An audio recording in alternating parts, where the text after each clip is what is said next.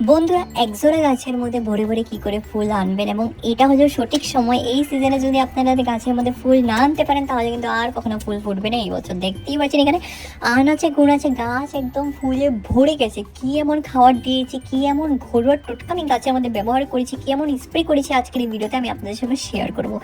এই সমস্ত আমি 15 দিন আগে করেছি। 15 দিন পর রেজাল্ট দেখেন আপনারা, একদম ফুলের মাত্রা ভরে গেছে, এত পরিমাণ ফুল হচ্ছে এবং আরও হবে। কুড়ি দেখতে পাচ্ছেন আনলিমিটেড আসছে আসছে, এসেই যাচ্ছে এসেই যাচ্ছে। তো যারা নতুন এসেছেন অবশ্যই চ্যানেলটিকে সাবস্ক্রাইব করে পাশে থাকবেন, কারণ এটা আমার নতুন চ্যানেল। আপনারা যদি অল্পটুকু আমাকে সাপোর্ট করেন আমি এগিয়ে যাওয়ার সাহস পাবো। তো রঙ্গন গাছ অবশ্যই বাড়িতে একটা লাগাবেন, এরকম গ্যারান্টি দিচ্ছে। আপনাদের গাছও কিন্তু এরকম ফুলে ভরে যাবে যদি সঠিক পরিচর্যা করেন। তো বন্ধুরা, ভিডিওখানে কিন্তু একদমই স্কিপ করবেন না। যদি আপনারা স্কিপ করে ফেলেন তাহলে গুরুত্বপূর্ণ এরকম অনেক জিনিস রয়েছে ভিডিওর মধ্যে, মিস আউট করে যাবেন। চলুন তাহলে সময় নষ্ট না করে ভিডিওখানে এবার শুরু করা যাক। Welcome to Mickey Minnie's Garden! নমস্কার বন্ধুরা, কেমন আছেন সবাই? মিকি মিনিস গার্ডেন্সের মধ্যে আপনাদের সকলকে স্বাগত জানাচ্ছি। আশা করি সবাই ভালো আছেন, সুস্থ আছেন। আজকের আমার ভিডিওর বিষয়বস্তু একজোড়া, মানে রঙ্গন গাছের খুবই গুরুত্বপূর্ণ পরিচর্যা। বাংলাতে বলা হয় রঙ্গন, ইংলিশে বলা হয় একজোড়া। এই ভ্যারাইটির গাছ কিন্তু সাদা রঙেরও পাওয়া যায়, লাল রঙেরও পাওয়া যায়, গোলাপি রঙেরও পাওয়া যায়, হলুদ রঙেরও পাওয়া যায়, অনেক রঙের পাওয়া যায়। আপনারা পেয়ে যাবেন নার্সারি থেকে। আর এখানে দেখেন গাছ একদম ভরে গেছে। ঘোরা টোটকা ঘোরা যত্নতেই কিন্তু এত সুন্দর আমি রেজাল্ট পেয়েছি। মার্কেট ফার্টিলাইজারও কিন্তু আমাকে এত সুন্দর রেজাল্ট দেয়নি, যেতটুকু ঘরোয়া টোটকাই রেজাল্ট দিয়েছে। তো বন্ধুরা, প্রুনিং কিন্তু অবশ্যই দরকার। ফেব্রুয়ারিতে আমি প্রুনিং করেছিলাম, তারপর কিন্তু খুব সুন্দর কিন্তু গ্রোথ হচ্ছে। আমি কিন্তু ম্যাক্সিমাম হার্ড প্রুনিং করিনি, সফট প্রুনিংই করেছিলাম, তার জন্য গাছটা এখনও বড় আছে। তো তারপর হলো স্প্রে।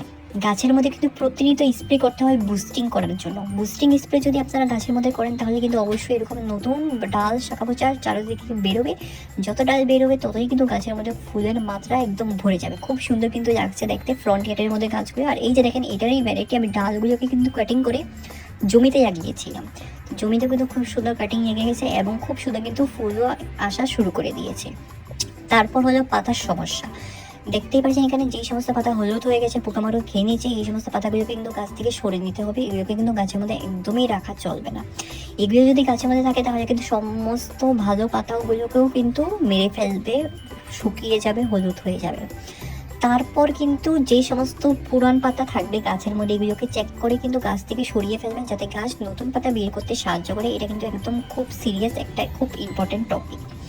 তারপরে স্প্রে ফাঙ্গিসাইডের স্প্রে গাছের মধ্যে করতে হবে। যদি ফাঙ্গিসাইডের স্প্রে না করেন তাহলে কিন্তু অবশ্যই গাছের মধ্যে কিন্তু নতুন ফুল কুড়ি এবং গাছের ডালগুলো শক্ত হবে না, বুস্ট হবে না। তো বর্ষার সিজনেও কিন্তু খুব সুন্দর কিন্তু ফুল ফুটে। এখন ক্রমাগত কিন্তু অনেক দিন অবধি বৃষ্টি হয়ে যাচ্ছে, তার জন্য কিন্তু খুব সুন্দর কিন্তু ফুল ফুটেছে। এবং এই গরম সিজনে কিন্তু এই গাছের মধ্যে প্রচণ্ড পরিমাণে ফুল ফুটে, আর বর্ষাতে তো একদম ভরে ভরে ফুল ফুটে। তারপর এই যে আরেকটা ভ্যারাইটি, এটা হলো গোলাপি রঙের পিঙ্ক কালারের গাছ। এটা কিন্তু ছোটো একটা গ্রো ব্যাগের মধ্যে লাগানো, ছোটো ছোটো পাতা, মিনি ভ্যারাইটির গাছ এটি। তো এখানে দেখতেই পাচ্ছেন জমি আগাছাগুলো যদি থাকে আপনাদের টাবের মধ্যে বা গ্রো ব্যাগের মধ্যে, এগুলোকে কিন্তু সরানোর চেষ্টা করবেন। এগুলোকে কিন্তু গাছের মধ্যে রাখবেন না, নাহলে কিন্তু এগুলো প্রচণ্ড এনার্জি অ্যাবজর্ব করে নেয়। যখনই আমরা খাবার দেবো না কেন মাটিগুলোকে পরিষ্কার করে দেওয়ার চেষ্টা করবেন। তো এগুলোকে ধুয়ে নিচ্ছে, আর শুকনো পাতাগুলো কিন্তু রেখে দিচ্ছি, এগুলো কিন্তু ক্ষতি করবে না। তারপর দেখেন এখানে থোকায় থোকায় কিন্তু চারোদিক থেকে কিন্তু ফুল ফোটা শুরু হয়ে গেছে। এই গাছটা একদম এমনভাবে বুস্ট হয়েছে, কারণ এই গাছের মধ্যে আমি সঠিক পরিচর্যা করেছি আর বুস্টিং ফার্টিলাইজার আমি ব্যবহার করেছি। সেটি হলো বুস্টিং স্প্রে এবং বুস্টিং খাবার। তো বুস্টিং স্প্রে আপনারা কি ব্যবহার করবেন সেটা হলো সিক্রেট একটা শেয়ার করছি, যে যারা এখন এই অবধি ভিডিওখানে দেখছেন ওরাই জানতে পারবেন। তো সেটি হলো অ্যালোভেরার সঙ্গে কিন্তু আমি মিশিয়েছি গুড়, অ্যালোভেরা এবং এলাচের গুঁড়ো দিয়ে ভালো করে গাছের মধ্যে স্প্রে করবেন সপ্তাহে 2 দিন করে। তারপর বুস্টিং খাবার হলো এই যে জিনিসটি দেখেন এখানে কম্পোস্ট, এবং 1 মাস হয়ে গেছে, পচে একদম গেজে গেছে এবং প্রচুর পরিমাণে শক্তিশালী কম্পোস্ট তৈরি হয়ে গেছে। রামবানের মতন শক্তি অমৃত খাবার তৈরি হয়ে গেছে। তো এই খাবারটি নিচে নিচে কিন্তু ছোটো ছোটো গুঁড়ো গুঁড়ো পোকাও হয়ে গেছে দেখতেই পাচ্ছেন। এটা কিন্তু অল্প পরিমাণ মতো নিয়ে নিচ্ছে, এখন ডাইলুট করে কিন্তু আমি গাছের শিকড়ের মধ্যে দিয়ে দেবো। এটা দেওয়ার পরে কিন্তু 100% বলছি 4 দিনের মধ্যে আপনাদের গাছ একদম দ্বিগুণভাবে কিন্তু বৃদ্ধি হবে এবং ফুলের কুড়ি এরকম থোকায় থোকায় ফুল আসবে। এটি হলো কলার খোসা, সঙ্গে কফি, সঙ্গে রয়েছে চা পাতা এবং আর একটা জিনিস রয়েছে সেটি হলো গুড়। এই সমস্ত জিনিস আমি 1 মাস অবধি কিন্তু ভিজিয়ে রেখেছিলাম, তারপর কিন্তু দেখতেই পাচ্ছেন মারাত্মক ফার্টিলাইজার তৈরি হয়ে গেছে। তো আশা করি বন্ধুরা আপনাদের সকলের ভিডিওখানে ভালো লেগেছে। যদি ভিডিওখানে ভালো লেগে থাকে তাহলে অবশ্যই আপনারা আপনাদের প্রিয় গার্ডেনিং ফ্রেন্ডসের সঙ্গে ভিডিওখানে শেয়ার করবেন আর অবশ্যই আমার পাশে থাকবেন, কারণ এটা আমার নতুন চ্যানেল। আপনারা যদি অল্পটুকু সাপোর্ট করেন আমি এগিয়ে যাওয়ার সাহসটুকু পাবো।